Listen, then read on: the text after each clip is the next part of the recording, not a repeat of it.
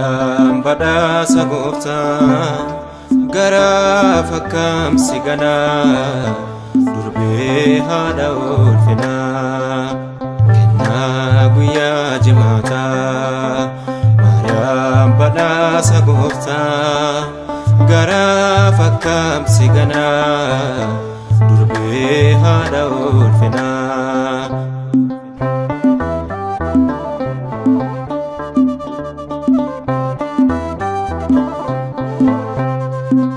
Ilmi kee fannoo irratti naan jedhee tun harmee keetii fudhadhee anis kennaa koo Maariyaam haadha oolmaa koo.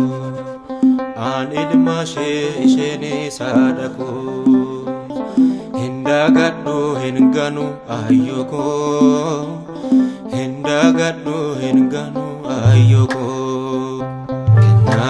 Guyyaa jimaataa Maariyaam badhaasa gooftaa gara fakkaamsi ganaa durbee haadha ulfinaa.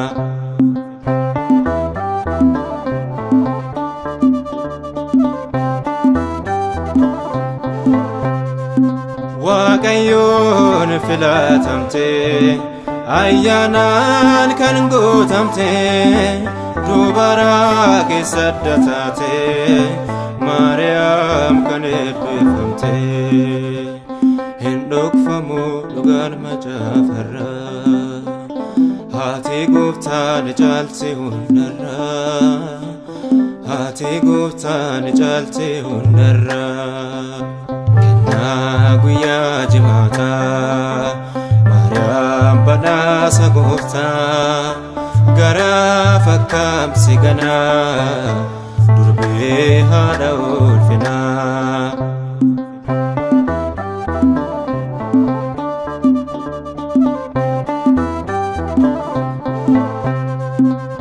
Gooftaanoo si wajjine yaa durbee hin sodaatine sin jedhee ergamaan gooftaa ni deessa mootii moototaa. Isheenis haadha koo hin dagadhu hin ganu ayyoo koo hin dagadhu hin ganu ayyoo koo. Kennaa guyyaa jimaataa Maariyaam badhaasa gooftaa gara fakkaamsi ganaa durbee haadha ulfinaa.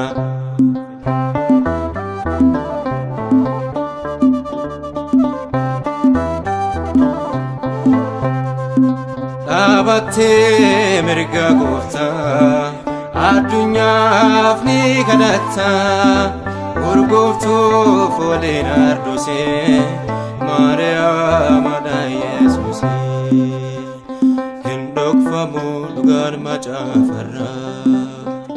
Haati gooftaa ni caalti hundarraa, haati Yesuus ni caalti hundarraa. Guyyaa jimaataa Maariyaam badhaasa gooftaa gara fakkaamsi ganaa durbee haadha ulfinaa. Kennaa guyyaa jimaataa Maariyaam badhaasa gooftaa gara fakkaamsi ganaa durbee haadha ulfinaa.